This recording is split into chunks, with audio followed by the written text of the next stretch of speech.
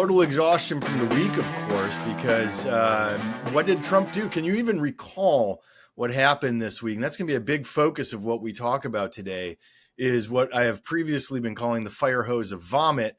I'm glad to see other people catching up to speed on that. But let me just go through a real quick list that the BBC put together for us. What did he do this week? Literally, the headline, 17 things Trump and his team did this week. And I don't even think this is a good list. But let's start with it. Proposed the U.S. takeover Gaza, number 1. Congratulations. You didn't like Kamala. She wasn't perfect enough. Now look what you got. Good job. You know I went hard. Fuck all y'all. I've been saying this, but that's fine. Anyway, go on. Keep going. We're just the front part. It's like a Letterman top 10 list from hell, this thing. Yes, it is. So number 2, basically shut down USAID. Like out of the 10,000 employees, there's something like 283 that are still employed by USAID. That's number 2 on the list from the BBC. Number 3, put the tariffs on China, pull back the threat on Mexico and Canada. Hilariously calls it a victory, yet it appears that Canada and Mexico did little to nothing, but called it a victory because they were already doing those things. But this schmuck will sit there and call it a victory because that's his whole style. That's number 3 on the list. Number 4, moved forward with the getting federal workers to resign. A judge did jump in on that, though, and say, no, that's suspended. 40,000 federal workers, roughly speaking, according to the news articles, did tender their resignation to get this, whatever this buyout offer was, which I don't believe is even legal. And we're going to get to the whole legal side of some of this as well. And let's pay people to do absolutely nothing to save money. Well, that's what he's doing. All of the people that he put on administrative leave, and I'll tell you more about this group now because we have actually organized finally. It just takes time. And we'll talk about that. But there are likely hundreds of thousands of workers who are on leave right now, getting paid, doing nothing, locked out of the computer systems, can't access their personnel records, can't access what they need to create a frickin' resume, and are unable to file appeals because those websites are shut down. But we're still giving them money, so where's the big savings here? I'm confused. Yeah, and it's going to end up costing more in the end. Right. Number 5, by the way, you guys are going to hear where I'm going to agree with Donald Trump on something. Okay. Number 5, sanction the International Criminal Court. Number 6, ordered strikes against the Islamic State group in Somalia. Number 7, withdrew from UNRWA, the UN Human Rights Council, and UNESCO. That was all done this week. Oh, it bothers him when we go, oh, this is a heritage beach. Let's fuck that. Fuck the heritage beach. I'll tell you why, though. So there are actually more than one thing on this list that I'm like, I don't necessarily agree with how he does stuff. It's just a weird thing. I'm curious what your thought is. I was like, oh, I'm sorry, UNESCO heritage sites bother him. Is Santarpio's a UNESCO site yet, by the way? Because it should be. Why isn't it, Dave? It is a cherished piece of American history. Right. Should be like Old North Church, Paul Revere's house, Santarpio's. So future episode is going to be us filming from Santarpio's, where they're going to kick us out for filming in Santarpio's. Because you'll order pineapple pizza. Yeah. No, I won't do that. I won't do that to you, Dave. I won't embarrass you in your hometown favorite there. So I promise you. Well, maybe I'll order. Maybe I'll bring my own pineapple. Oh my God, that's even worse. It's like bringing your own ketchup. It's like bringing a bottle of wine. What are you talking about? You have a cork fee and Dave, I love it. Number 9, as Ukraine is trying to hold off Putin in Russia and doing a good job with the North Korean soldiers, by the way, because this list doesn't point out that it was announced this week that North Korea pulled their soldiers from the front line because they were just literally getting ground into meat. Trump demanded on Monday that Ukraine guarantee more rare earth minerals in exchange for $300 billion to support his fight against Russia, because they have uranium, lithium, and titanium in pretty good quantities in Ukraine. So He actually demanded that. Number 10, ban transgender competitors from women's sports, period, in the United States. So that's the top 10 out of the 17 that the BBC gave us for what Donald Trump did just this week through his fire hose of vomit. I think the thing is like, you just read all of that out and it's so confusing. And I see people, they must have amnesia from 2017. But like, it is the same strategy. And then Ezra Klein points out in this New York Times op-ed is that it's Steve Bannon's whole tactic, right? Now we forget that Steve Bannon, because he hasn't been in the press as much as Musk has right now, right? Musk or JD Vance or like whoever, because we've got so much shit flying around. It's hard to remember that like the fucking evil Toad Lord is back there still with Trump holding his hand every day. So Ethan, thoughts on Ezra Klein's like take on the fact that this is all Bannon's like overwhelm them with everything so they can't even think straight strategy. So in 2019, Steve Bannon, before he went to federal prison and then was sorry, he's like Jabba the fucking Hutt back there. He's such a piece of shit. Okay, sorry, go on. I just have to start with that though. The guy went to federal prison.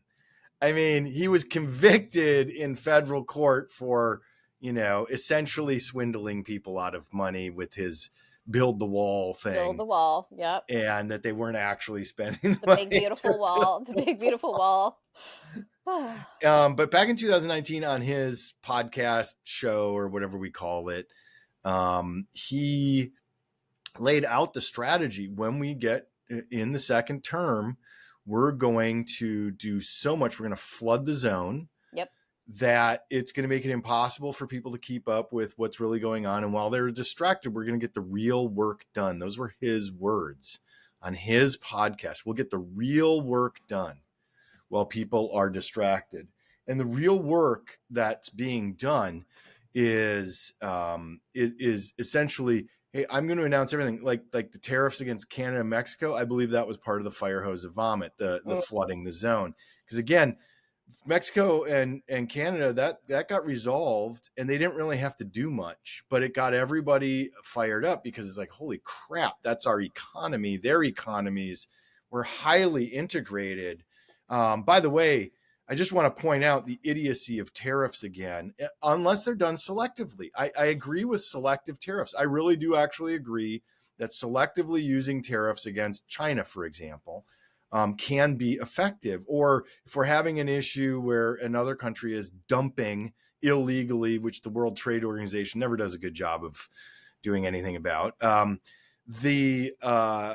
for our country to say, look, we're going to put some tariffs on, for example, Chinese solar panels 10 years ago when they were just dumping, and it destroyed the U.S. solar panel industry. I mean, that was an appropriate time to put tariffs on selectively against another country.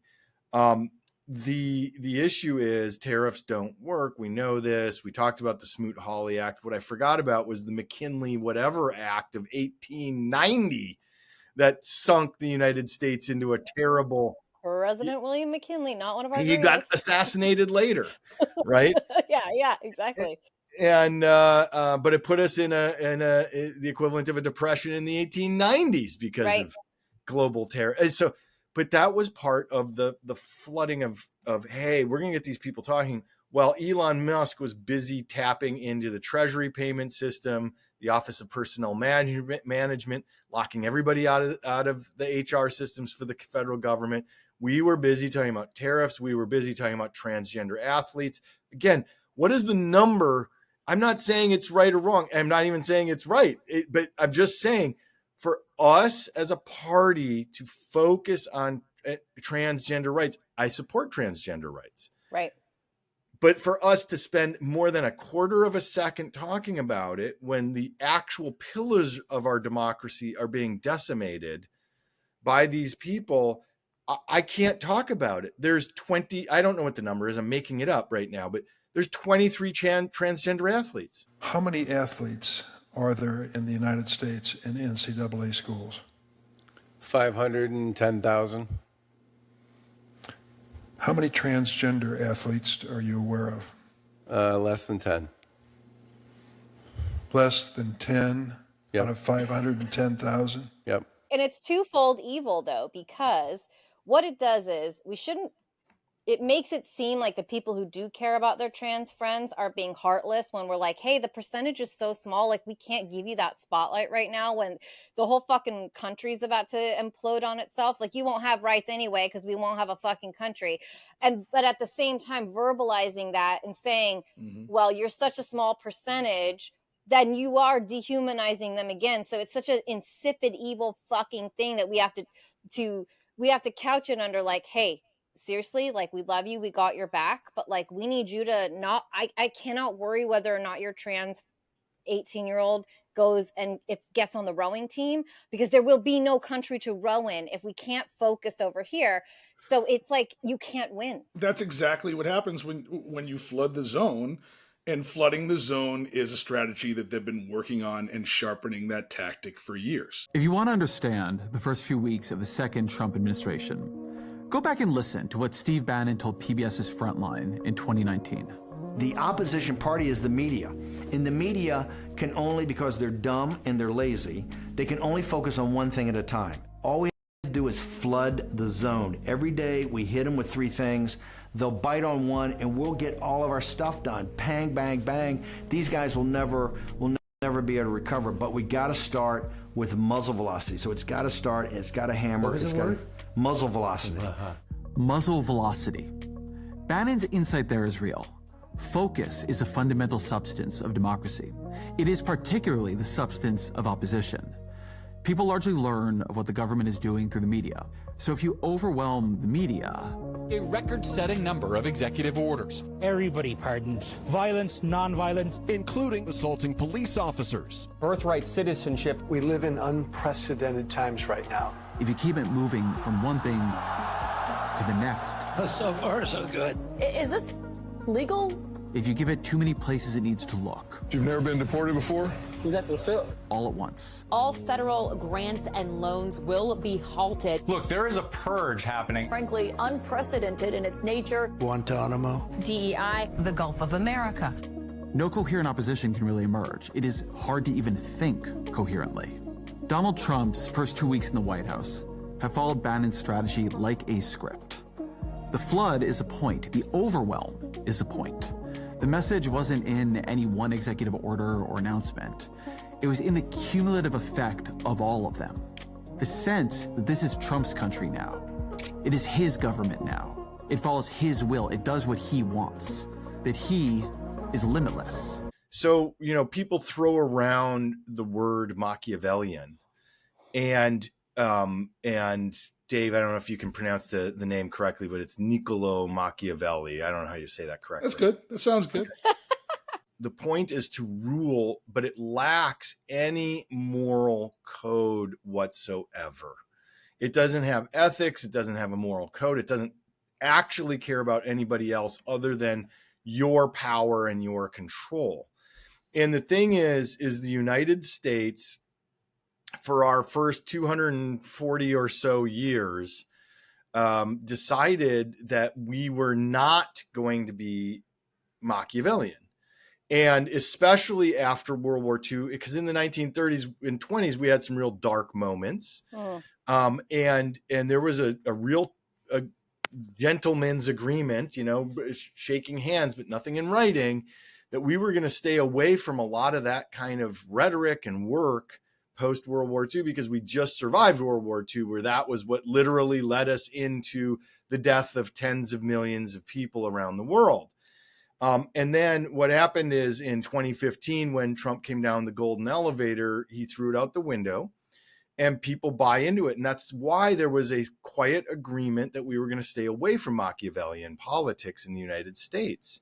But he wasn't part of politics, so he said, screw it, I can do all of that because Roy Cohn taught me how to do it. And so here we are with literal, from the playbook of Niccolo Machiavelli, how to take control and run a government. So what Bannon is talking about, what Ezra Klein is talking about, that Bannon was talking about there, none of this is new. Nothing that humans do is new. I mean, AI is new. The technology itself is new to the best of our knowledge. Although if we want to get into the, ancient aliens and all that kind of stuff, Isn't there I'm in. supposedly some evidence from South Asia, Indian subcontinent of potential nuclear weapons from however many George thousands of years ago? Joslakis. I am fucking in. I want in on ancient aliens. Did you see that they found a piece of an axe in Iraq that's up to 1.5 million years old that was human made? What the hell? We're so arrogant. I went to fucking Peru and that shit blew my mind. And I was on Machu Picchu and the guy was like, not going to tell me about the ancient alien shit because he had to stick to a script. And I'm like, bro. I am here now. This is fucking weird. You will never. How'd they get these fucking square bricks up here? God damn it. This is how civilizations collapse, though, is we are human arrogance. Yeah. Human arrogance. Our own self-assuredness that we're so smart and we're so much better and we know more. And whether it's coming from the left or the right, because utopian societies fail the same way. And it doesn't matter, but it's the human arrogance. And that's what we're dealing with right now with this Trump administration, this unbelievable extreme arrogance that I know better. And Elon Musk is an unelected president, gets to go about and take control of pieces of the government. And the legal system, as a lawyer, I can speak to this. The legal system is never ahead of the curve because it's not supposed to be. That's the legislative branch that's supposed to be ahead of the curve. The judicial system is reacting based on what our laws allow. And so we're always behind the curve. And so the lawsuits get filed and they're starting to block some of this, at least temporarily. But the point still comes back to, we got flooded. We're busy talking about stuff. Why I keep saying, and you've heard it here on this show, and all three of us, we've talked about this, pick one thing and focus on it. And that's what you donate to. That's what you fight for. That's what you're tweeting about. That's what you're posting on Instagram or Blue Sky, or I don't give a shit, or talking to your family about. I can't talk about everything. Let's stay focused. So in my case, I am focused with a group of other people. His name is Scott Koenig, Allison Gill, who you might know as Mueller, she wrote. And she was a real thorn in the Trump administration side. I have litigated on her behalf in federal court against the VA for what the VA did to her in the first Trump administration. We have formed a nonprofit. I am not on the board. I'm the attorney helping them. But a nonprofit has been formed called Fed Oath. And so we have a website, we're taking donations, and what we're doing in our singular focus is helping federal government workers who were announced that they're on administrative leave, got cut off from their computer system the same day. We're helping to guide them and provide them advice on how to fight that, how to draft letters. And then I am going to be leading a team, and we have a group out of DC that we're already working with, the volunteers. But we need money because everything costs money in court. It costs money to file, costs money for this, it costs money for that. And so we're seeking donations, but our job then is now to go in DC to fight the federal government on behalf of these workers who are reaching out and getting in touch with us. Allison Mueller, she wrote, is going to be doing a weekly podcast for the Patreon subscribers who donate, right? And I'll be on some of those podcasts as well to fill in on what's happening with those legal cases. But I'm focused on that. So when people are coming to me saying, what do I do about this? It's like, I can't help you. Right. You got to find somebody who's focused on that topic. Great to hear what you guys are working on. Thank you. Question. As you were talking about the branches of government and the judicial system always having to catch up, isn't it also not just flooding the media, but also flooding the zone as far as the way the courts work and bogging, and that's going to get bogged down by suit after suit and motion after motion after motion that will take a long time for that to work out. And, you know, barring an injunction here or there, isn't this part of their strategy as well? Yes, 100%. And that's, and so one of the things that I'm trying to focus on is, and I'm sharing my strategy here, is we're going to try and do the same back. Right. I see that. So I'm trying not to file. I saw that there was a group of, I think it was FBI workers who filed a class action against the Trump administration. We're trying to do the opposite. I am trying not to file a class action. I want to file every single employee separately until a court orders us to join. Okay. And the reason why is to flood the zone back on the DOJ. The DOJ is going to be short-staffed because they fired them. I don't know anybody in particular, but there may be assistant U.S. attorneys and paralegals that work for them and whatnot. They're like, fuck this administration. And then they're going to have to try and hire people who are loyalists. They're going to be short. Right. And then what's going to happen is I'm going to bog them down so badly in court, me and all these other groups that are fighting back, that they're unable to defend against these injunctions that I'm going to be filing. And then the suits are going to get bogged down in court. And by the end of his first term, he'll have gotten rid of none of these federal workers. The other interesting point that Ezra Klein made, well, although he had like 57 points, so just buckle up when you watch that video. I gotta be blunt. That was too much for me. I couldn't. I'm the worst. He flooded the zone in his own. He was talking about don't flood the zone. And even I think he's a great reporter and he's super sharp and he's so well sourced. And even he got off track. The needle was a long thread, but what I do think one of the things he did point out was exactly what Ethan's saying, like, because they almost played themselves, or it appears that they're playing themselves because they've put out all the shit that they wrote a check that their ass can't cash, right? This is the weakness of the strategy that Bannon proposed and that Trump is following. It is a strategy that forces you into overreach. To keep the zone flooded, you have to keep acting. You have to keep moving. You have to keep creating new cycles of outrage or fear to keep the media and the opposition overwhelmed. But then you overwhelm yourself. They are flooding their own zone. Now it's like the smart people on the left and those who are really able to fight, like Ethan and others, are going to be as fucking petty. Now, just so you know, as a woman, this delights me because, like, there's no one pettier than a woman. Like, this is exactly what we live for. Like, women, I don't know what you're talking about. Never experienced that. There's never been a time for us to gather the petty energy and utilize this to our strengths.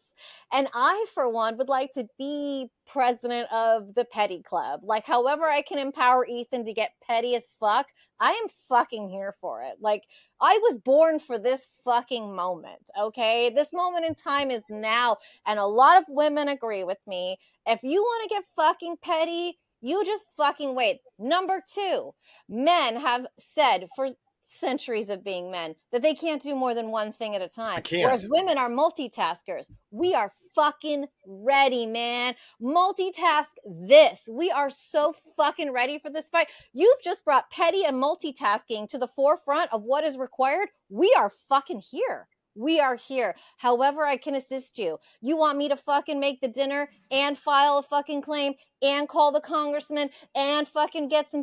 We have receipts. No one is better at looking at what an ex has done than a woman. No one is better than vetting a new boyfriend for her best friend than a woman. We are fucking here. This is our moment in time. And if the women do not rally around pettiness and multitasking, we have fucking failed. And we will end up like, of fucking JD Vance having to give birth to fucking JD Vance's fucking kids. It is time. It is time for women to get as petty as they possibly fucking can. And I don't care.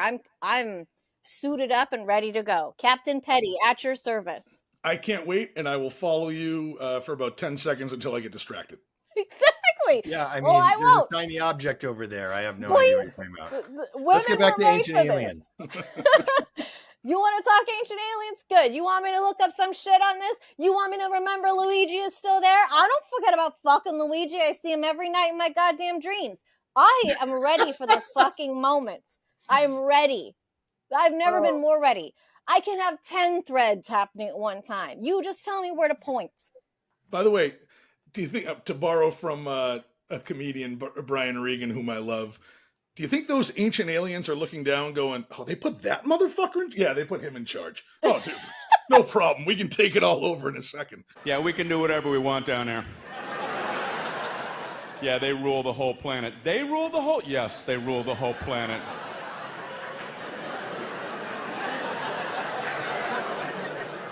Let's go shine lights in their eyes. Well, I think they're laughing.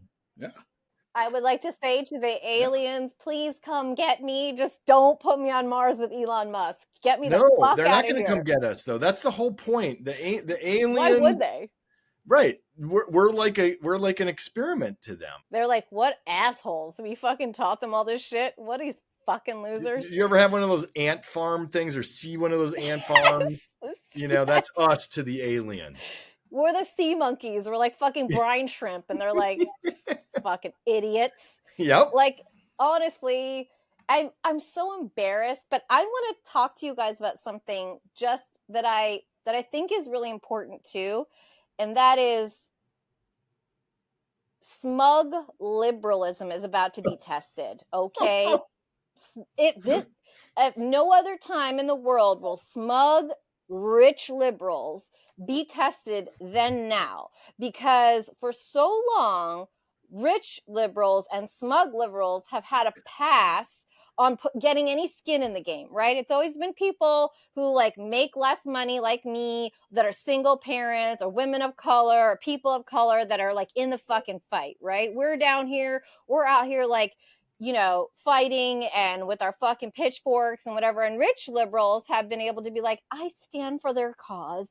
I donated to Hillary Clinton. Won't do a damn thing. Yeah. While doing fuck all and being like, I still kind of get a benefit from the tax cut from Trump. Whereas I'm out here like, bitch, I know then you make too much money because I fucking got fucked by Donald Trump because I don't make that kind of money and I can't file my taxes the way I used to. So fuck all y'all. Now I know you're too rich and you don't give a fuck. And it never, as I said before, when I'm in the fucking, you know, refugee tent in Poland with the Ukrainians, you ain't sending me cash. It's like fucking poor people sending me cash. This always happens. It's Oprah on the Rock with burning down fucking Maui, asking fucking poor people to send them $5. Bitch, you guys, between the two of you have enough money to buy fucking Maui. Get the fuck out of here. Rich liberals, your asses are on the fucking line here. And if you're not funding Ethan and you're not funding causes, like, we fucking see you. And you know what tips me off is my fucking dumb ass, is probably gonna watch this, cousin.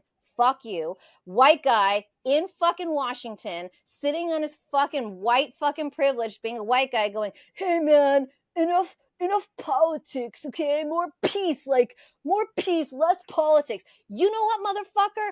You get to say that because you're a white ass bitch, male, living on a fucking federal government job in fucking Washington state where nothing fucking happens to you and you have no risk and you have no fucking skin in this game despite being a single parent. So maybe you should shut the fuck up. You, motherfucker, are exactly what I'm talking about. Don't tell me not to fucking say shit on Facebook. I'll say whatever the fuck I want on Facebook because I am fucking fighting for my goddamn life. My uterus, my rights, my fucking life is at stake here. And you want me to be quiet? Fuck you, dude. I don't care if you voted for Obama. Fuck you. You are part of the problems just as much as any of the assholes that I know that want to justify why they voted for Trump. I actually respect them more because they're holding the line on that shit. You're pretending to be a liberal while telling me that you don't like that I talk so much about politics. Fuck you. That's that liberalism shit that I am not fucking here for. Do you think that reckoning is going to happen? Do you think they're going to change? No. No, I don't think so. I'll fucking hold them to the flame. Fuck you will. Fuck you. The privilege of that. I think what happens, the reality is, and really the last couple of election cycles, you know, just reinforced this for us, until you believe that something is actually affecting you, right? So, i.e., they're going to cut, let's say they do successfully cut Social Security when grandma can't afford whatever, and they go, what the hell happened? Now I can directly, without anything, they cut your Social Security. Oh, they're not good. You mean that wasn't an illegal immigrant that cut my Social Security? You know, it's until there's a direct effect that we can clearly tie back. Otherwise, the right-wing media sphere does a tremendous job of spinning it into the liberals made it happen. Didn't we see this week that some of that already happened? I think there was a special election in Iowa in a district that just voted for Trump that actually flipped in large part because of government payments that weren't going through to people in that whole, Yes. Doge Yes. shutting down the government. Yes. So that's a good sign. My question is, will things like that happen soon enough while the zone is getting flooded before other things are taken up by Doge and they actually get through and injunctions end and whatnot? How soon is that going to flip versus how much harm is going to come in the meantime? It's not going to flip until the midterms. Yeah.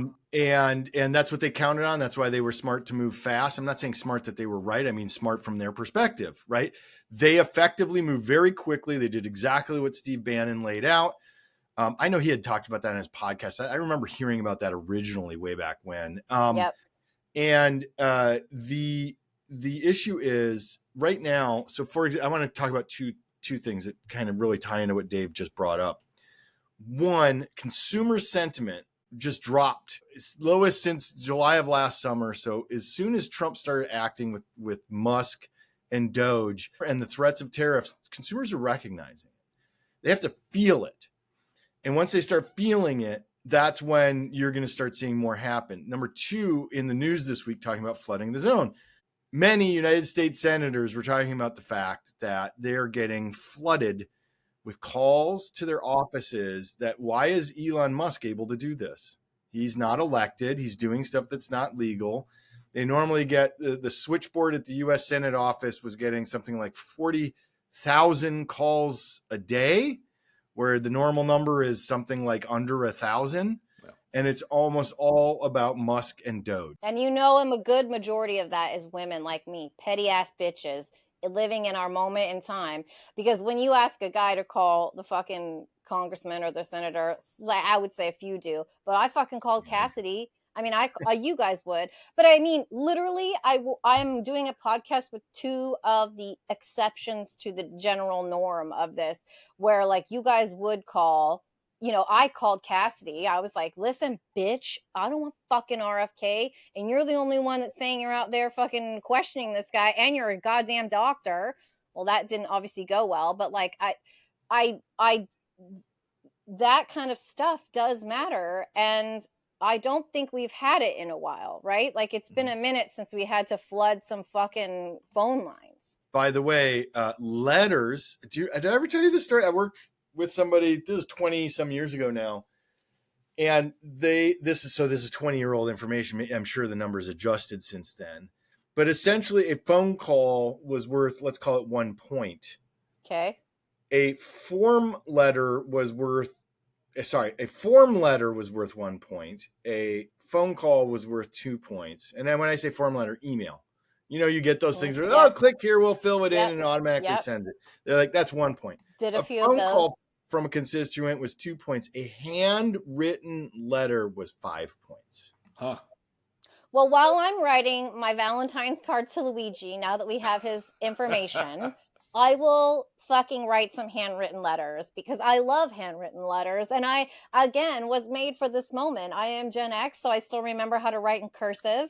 What? And I will happily write a few letters. Well, just put them in the post with my Valentine's card to Luigi. I mean, I think I'm like one of the last few people that knows where a fucking stamp goes on an envelope, but challenge accepted. Okay, great. I'm glad to know. I noted. Like putting it on my petty whiteboard over here. I don't have an Oprah vision board. I have a petty whiteboard. It's the same fucking thing. Just make sure you don't get confused from one letter to another, which ones you dot the I's with hearts and which ones you don't. We don't want Senator Cassidy to get a crush on you. Well, or think that I'm a psycho stalker killer, right? Like if I'm like hearting the I's to Senator Cassidy. That might be worth 10 points. What staff they have left to come after me since they're gutting every single bit of staff. The other thing, Ethan, I wanted to ask you about was in all of the chaos, is seeing a lot of the content on ICE not having warrants signed by judges.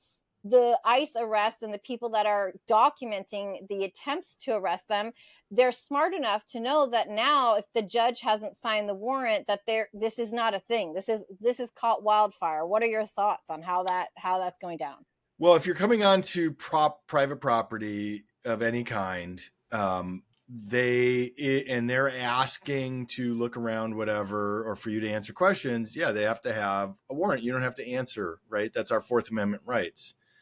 So if police knocks on your front door, you don't have to answer other than to say, I'm here and I refuse to answer your questions and I will not let you in, absent you showing me a signed valid warrant from a judge or a magistrate judge if it's a federal warrant, right? So that's kind of the basics. You can even tell them to get off your property, because coming up to your front door, there's something called curtilage under the law. That's the legal term. So like the edge of your property, if you have a fence and a little gate, if they walk through that gate, you can say, get the fuck off of here, off my property. You're not even allowed on my property. So get out of here. I don't give you permission to be here. Nor am I going to let you in my house. Nor am I going to let you in beyond that. I mean, these are just the basics that you learn in law school, right?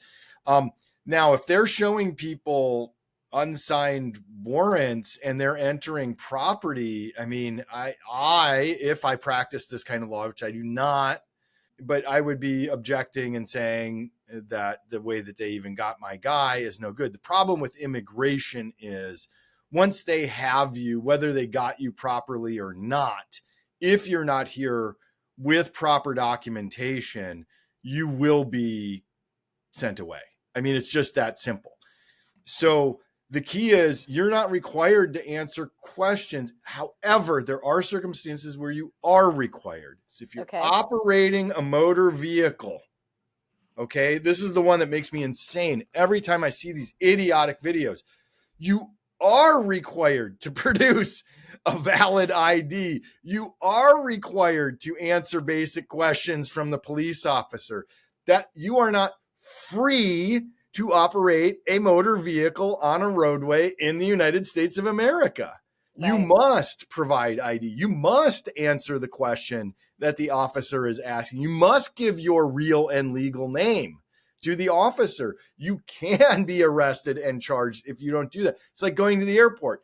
If you give them a fake ID, that's actually a federal offense.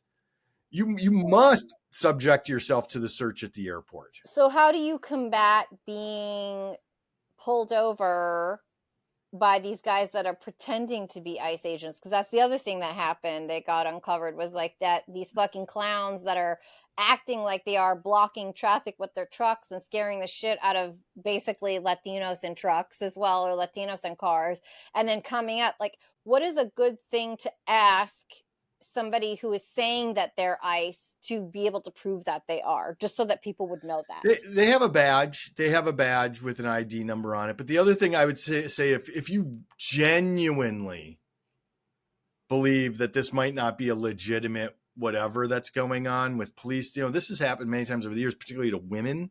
Yes. Right. Where a fake cop pulls them over and they get raped, for example. Right. And if you suspect anything is off, you call 911. Okay, great. You yourself call 911. The other reason why you want to make sure to call 911, don't do this.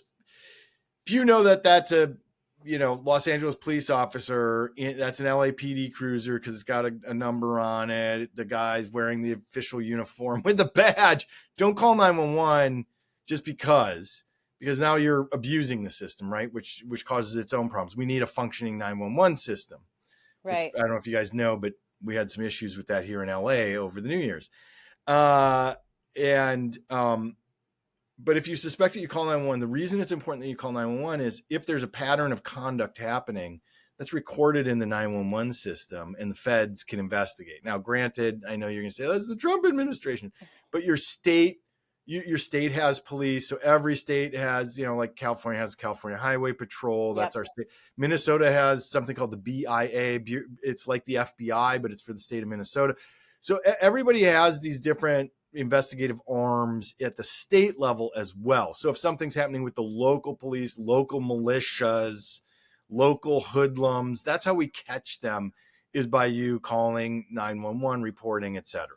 But isn't the sad and diabolical thing about this that now you're hoping that an undocumented immigrant is going to then call 911 to protect themselves?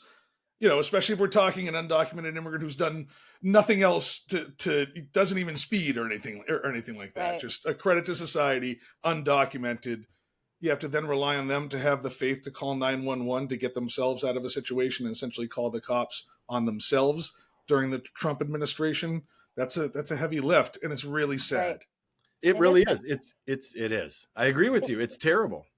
And then I think the other question is like, from my understanding from doing immigration for my ex-husband, who was Australian, coming here to the US, and from being twice having a visa in another country, my understanding is that in America, being an illegal immigrant is not necessarily a crime. Legally, they're breaking the law, but they're not a criminal per the definition of what we consider crimes. Is that like, what are they classified as? It's like an administrative issue, right? You don't have the proper paperwork. Now, there are people who are here knowingly and intentionally and willfully, they've committed crimes. Those are, by the way, the left agrees with you. If they've committed crimes, they've violent crimes in particular, we want them gone too. It's not like we're sitting here going, yes, let's keep an MS-13 gang member, unlike what Fox News will tell you. We don't want them here either, because that's a threat to my community. But if you literally came here, you got a job, you're working at a restaurant, you're working in the strawberry fields, picking strawberries, whatever, the overwhelming majority of Americans look at that and go, yeah, there's something broken administratively. Technically, anybody who does not have proper documentation is in violation. It's like a petty misdemeanor at that point. It's like a parking ticket. How many laws have I been in violation of over the course of my life? Oh, Dave, let's not even start. Let's not even go. No, I'm not going to say it right now. Say them out loud. it's a non-zero number. Not in this fucking administration, Dave. but that's my point. Is it's really administrative for the most part until it becomes an intentional and or wanton. So, for example, if you're a student, if you overstay your student visa, let's say you're like here Elon from. And then you lie about it and you apply for a green card or the lottery like we used to have, that kind of stuff. And you're not rich and your dad doesn't own a sapphire mine. Cool. Okay, let's keep going. And according to your own interview in Rolling Stone magazine 10 years ago, where you essentially admitted that he killed people on your property because they were black in the Rolling Stone interview. And your mom admitted that she's a fucking Nazi, and so are her parents from Canada who immigrated to South Africa so they could be more Nazi-ish with other Nazis. And there was a report that you loved learning about the Nazi part of your family, and that's what you focused on. And the name Elon comes from one of the family members who was known for their Nazi-ish behavior or whatever. Okay, so you're not a Nazi, but you overstay your student visa. Go, Ethan. Yeah, but then if you manipulate and lie on the application, right? I mean, this was what the right was attacking Prince Harry about. Oh, you used illegal drugs, but you didn't put that on your immigration form, is what they're claiming. And you're going it's after like Prince Harry. Wow, we have a lot of time on our hands. Yes, sorry. that was. Isn't he the kind of immigrant Trump said he fucking wanted? Rich and white. The fuck? No, it's because he married somebody who's mixed race. Oh, I'm so sorry. Right, she's black. She can't. That's right. Okay, never mind. Fuck her. That's what it's all about. No, isn't she American though? Meghan Markle? Yeah, Meghan Markle. Yeah, she's 100% American. Right. So isn't he technically married to an American citizen, just like I technically married an Australian and they got their green card through me? Yes. Okay. Yes. Cool. Yes. Cool. Yes and yes. And they're just fucking wealthy as fuck. So. Yep. Okay. Yep. We are in the looking glass. I mean, I just like when I'm watching America from afar, I'm like, it's Alice in Wonderland. We have crossed the looking glass. Up is down, left is right. Things don't make sense. We're at the tea party. And like the majority of us are like, this is insane. How are we at this tea party? Like, what is even happening? Like, but then there's enough people who are in agreement with the insanity. There's just enough that this warped reality of things feels like it's okay. Like the amount of Trump people that I know that are very proud that they voted for him. I think they're the ones that really make me feel like I'm in the looking glass, because they're just like, it's fine. What are we talking about? Like everything's going to be great. I'm like, but what? like, what happens if your like dad's veteran funds like run out, or your mom's social security? Like, they can't answer the question because they're in the simulation, right? Right. You're like, we're like in Westworld, where you've realized you've poked hard enough, and you're like, oh, that's not a person I'm talking to. Like, or the fact that, you know, all the information that Musk and his cronies stole from the Treasury and have all our social security numbers and checking accounts, that's, you know, terrifying, end of the world, end of democracy type stuff. Yes. And I brought this up to a couple older relatives, and I was like, hey, is this what it felt like when you guys were doing fallout drills and ducking under chairs? Like that was going to help you from a nuclear fallout. And one of the things they said was they felt certain similarities to that, except at that time, everybody knew who the enemy was. That's right. And everybody, your neighbor, the country was united. Like there might have been the exception of Bernie Sanders. Sorry, global, there might have been the threat of global nuclear war, but people weren't being gaslit by their neighbors and stuff like that. So you knew at least the country was together against a common enemy, and they realized it was Russia and Moscow, and now people have no idea that that's the case. It is Russia, but I'm wondering, should Americans at this point with any type of money or savings be moving that somewhere, like even in a fucking mattress? Like, what are your thoughts? I was wondering that, or even just open a new checking account so at least your numbers reset and, you know, move it next door. Yes, right? like literally. What do you think we should do, Ethan? This is not in any way, shape, or form advice for anybody else. Okay, just for me. This is my opinion, and this is based on history. So Jews have extensive experience with this. Right, they were fucking putting their diamonds in their jackets. I'm serious. Like, this is where, are we at the diamonds in the jackets scenario here? I mean, I would, if I would be considering your options.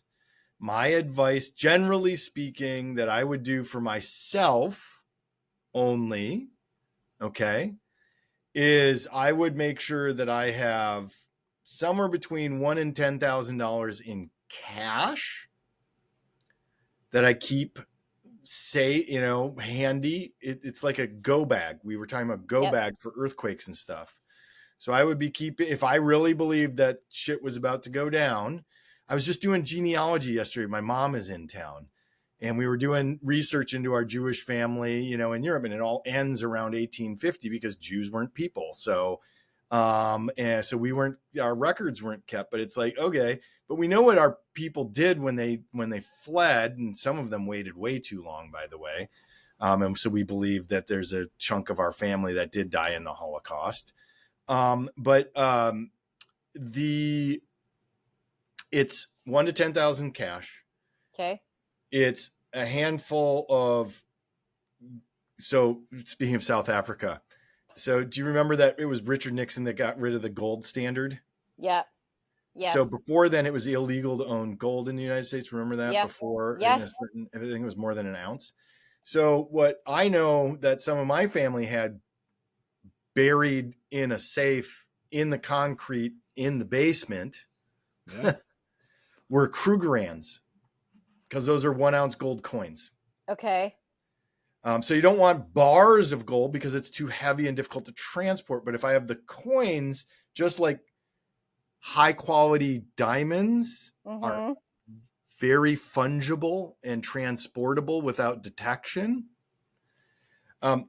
Gold is much more detectable. Cash is much more detectable nowadays. Diamonds still are not, to the best of my knowledge. So if I were doing this for myself, is I would have a safe where I would have some loose diamonds. I would have some, like 1 ounce gold coins type things.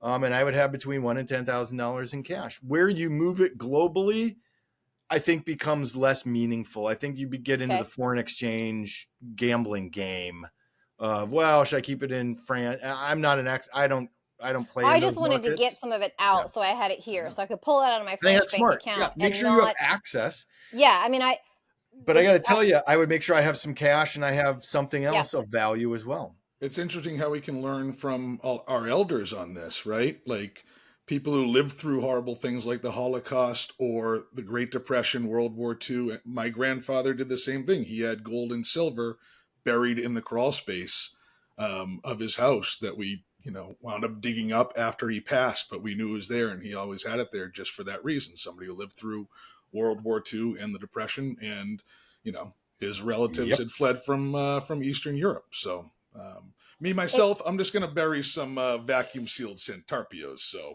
I'll be fine.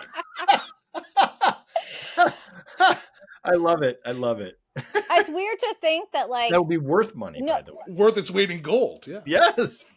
We have flipped the switch where 2 years ago or 3 years ago or 4 years ago, we were watching Doomsday Preppers on TBS, and they're all fucking Trump voters. But now I'm like, how do I be that, but not that?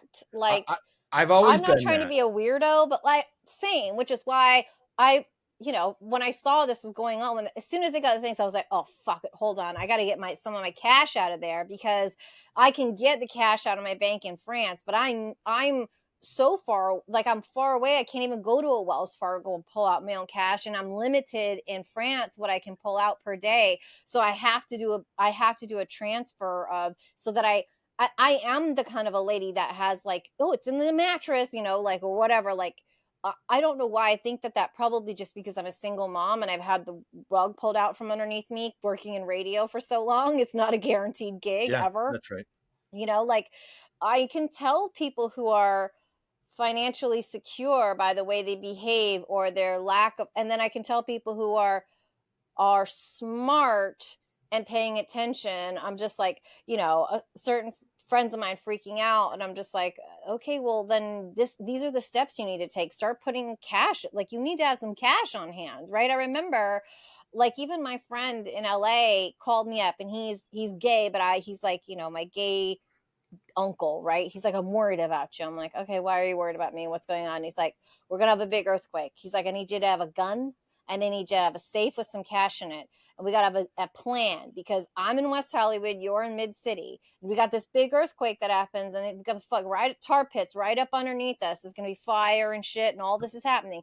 He's like, I need to know that you've got a gun and that you got your safe of cash, because you and I are gonna have to run towards each other from West Hollywood to Mid City to find each other, so that I can save you. You know what I mean? And I was like, that was the weirdest conversation, but it actually, the more I thought about it, I was like, he's right. He's like, you have a kid. I don't have a kid, but I'm coming for you to rescue you, and I need to know you've got a gun, because I know of all the people I know, you could shoot a gun very, very easily and quickly on your feet. I mean, keep going. And I was like, okay. That sounds crazy for liberal people to talk like that, but I think we have reached a point where we're not crazy for talking like that, to be honest. Yeah. Have those things ready to go, have that cash, have a gun, learn how to fly a helicopter. Also. No. I'm not getting in a fucking very helicopter. hard, by the way. Helicopters are very difficult. Airplanes are much easier to fly than helicopters. Yeah, but you need to take off. You need to go up and out, like Bill Burr. Reading that stuff, and there's nothing behind the dollar and all of this shit, and then just living in L.A. Yes. And reading this stuff that the dollar was going to collapse. This is 2008. Right. And that, it just, the chaos that was going to happen in cities. And I was living in the middle of L.A., and which is unbelievably claustrophobic, and takes 2.5 hours to get out of, even when it works. Right. Forget about if society was collapsing. So I was thinking, how the fuck do I get out of here? Oh. And the only way out was up and out with the helicopter. So it took me a number of years. You mean you were so fucking freaked out and so bought into this is it. Your plan, you took it one step further. You said, I'm going to learn how to fly a helicopter so I can helicopter out of L.A. up and when out the shit hits the in fan. a two-seater that only has enough room for me and my wife and maybe a couple containers of applesauce. and then the big thing is, where are you going? Well, that's my next question. I mean, where first were you of all, going? how do you get to the helicopter? Look, I didn't think it out. It's just a paranoid thought I had. It's not like the helicopter's parked next to your house. You get to the helicopter, where are you going? So we can plan too. I didn't know where I was going. I was just, when the zombies were coming up the street, I was just going to I was going to stay up in a hover until they ate everybody and they were full. And I was going to land on a Ralph's or something and run in and grab some hams and then get out of there. I swear to you, your plan works. I love Bill Burr so much. What about him and Billy Corgan? I mean, oh my God. That is so crazy. So random. I think we need to use that as a tease and actually dig into that for a full segment one of these weeks. Like, that whole thing blows my mind. Yeah.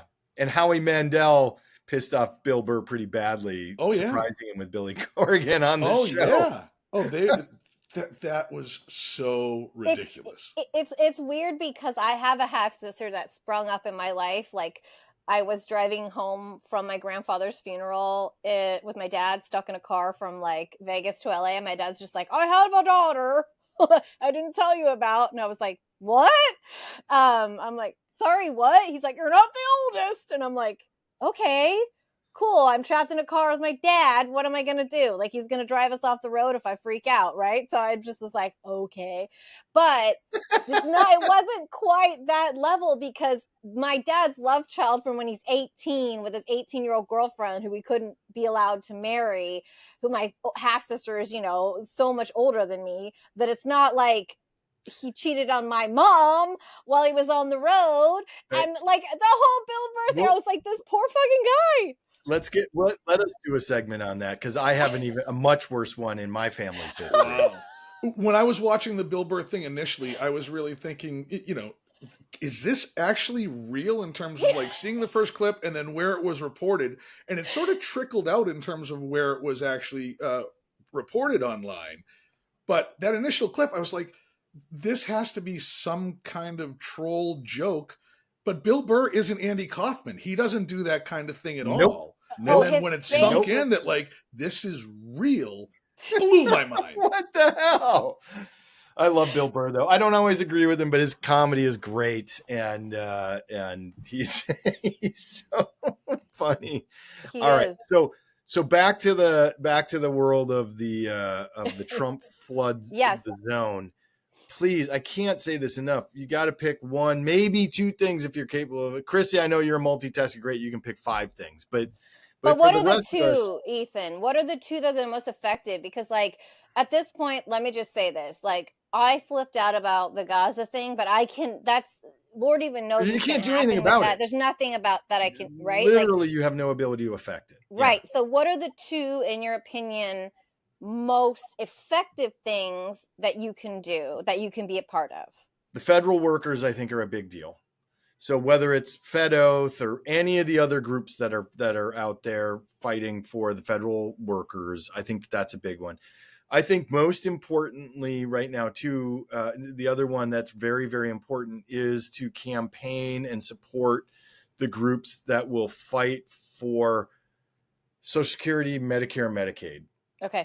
Those are absolutely, people are going to die if they screw with those 3 programs. That sounds like I'm being I'm not exaggerating. People will die prematurely, early, whatever, horribly, if we don't save. So there are groups out there that are focused exclusively on protecting Social Security, Medicare, et cetera. So that's where you aim for those middle of the road, allegedly, the Murkowskis, the Collinses, the whatever, the variety of the persuadable middle, that they have to do everything in their power to protect, absolutely must protect Social Security, Medicare, and Medicaid. We're going to need a John McCain moment times 5 at least to do anything. We need like 5 to feel really secure, 5 to flip, or 5 that are so scared they're going to lose their seat. I mean, I guess I would be scared considering what happened, I think, in Iowa with that seat, that Senate seat that got flipped. I think if I was a Republican, I would be paying attention to that. And I wonder too of like the attack on veterans' health and benefits, that old school Republicans, I don't care if you're whatever, that's not going to fly, because everything that the Republicans have always campaigned on, as we've talked about, has been like pro-military, pro-whatever. You fucking over vets, man. Oh, I can't even get started on that one. I want to go back though to the Social Security, Medicare, and Medicaid for a second. I think younger generations might think that that's just for old people. It's absolutely not. No. Social Security, Medicare is, that's for old people only, but Medicaid and Social Security actually, Medicaid is your state's health insurance for people who don't have money. Correct. Right? And it is very effective in many states. Exceedingly. Yeah. Even in a state like Louisiana, the Medicaid program, Louisiana is one of the poorest states in the nation. Just a little note on the fridge. Poorest states in America are pretty much run by the GOP. So when we're talking about the stats, right? Like when we're talking about your stats as a fucking government. But Medicaid does literally save lives in the poorest states, and in places like California where the income inequality is so great, there are people who rely on Medicaid to have their children and have basic needs. And to make $60,000 in Louisiana sounds like a reasonable lower middle class, you could get by on it. To make $60,000 in California, you are poor. You are not in, you are in negative. You are poor and you need Medicaid. So like, it's not even a joke that you need Medicaid. And I don't think people get it. And if your college debt is not being erased by Biden or Bernie, and your college, this is why I don't understand the short-sightedness. Again, like, these are the same people who are Free Palestine fucking morons that didn't understand that was propaganda to fuck over the election, which has been a success. So great job. You're the same people who cannot see the forest for the trees or where you are. You are going to need Medicaid because you can't even get a goddamn job at Starbucks to cover your life, and you are drowned in college debt, which you've now, because you decided that you were so smart that Gaza was going to be fucking free, that you tanked our fucking election, and you have destroyed a part of the country. And I'm not letting people go on that, by the way. It's Medicaid, but it's also Social Security, right, Ethan? Yes, because Social Security, SSDI, is for anybody of any age that's become disabled and unable to work. So Social Security matters to more than just retirees. Many of us recognize the need for a universal health care at a minimum kind of safety net. And if that's the case, if you actually believe that Medicaid and Social Security are the two key areas for that, at least in our current system. So we've got to be fighting for those as well. Look, just stay focused, try and filter out the noise for what it is. You can't get outraged about everything. Stop with the purity bullshit, by the way. Purity tests, I've always failed. You've heard me bitch about this for the longest time, Crissy. Yes. And it's just wrong. Stop with that. If the candidate's not perfect, great. I don't give a shit. Nobody's perfect. I'm not perfect. Dave's not perfect. Crissy's not perfect. None of us are perfect. I fucking am.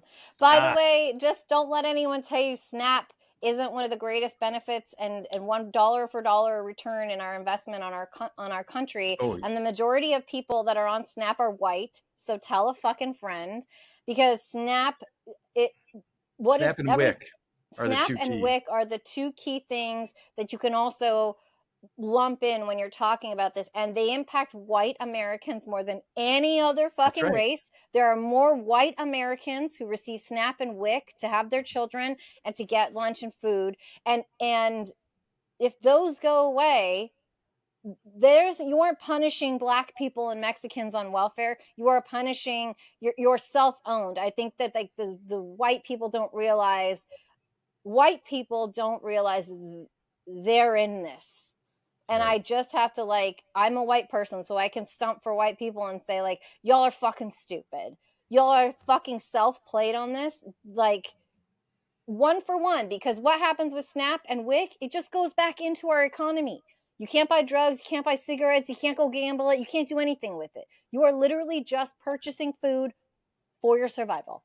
And stopping those things are I think, the best way to stop the overall Firehose and be part of the resistance here, right? Yep, 100%. 100%. Speaking of, I have a Jewish mother waiting for me right now, and I will be guilted. I will be guilted into whatever here shortly. But fight the good fight, man. Yeah, so stay focused. Send us your comments, your emails. Should be a morning show at gmail.com. Should be a morning show.com on all the social media platforms. We love your follows. We love your comments. And again, please share it with your friends, family, and frenemies. bruh. I am here now. This is fucking weird. You will never. How they get these fucking square bricks up here? God damn it.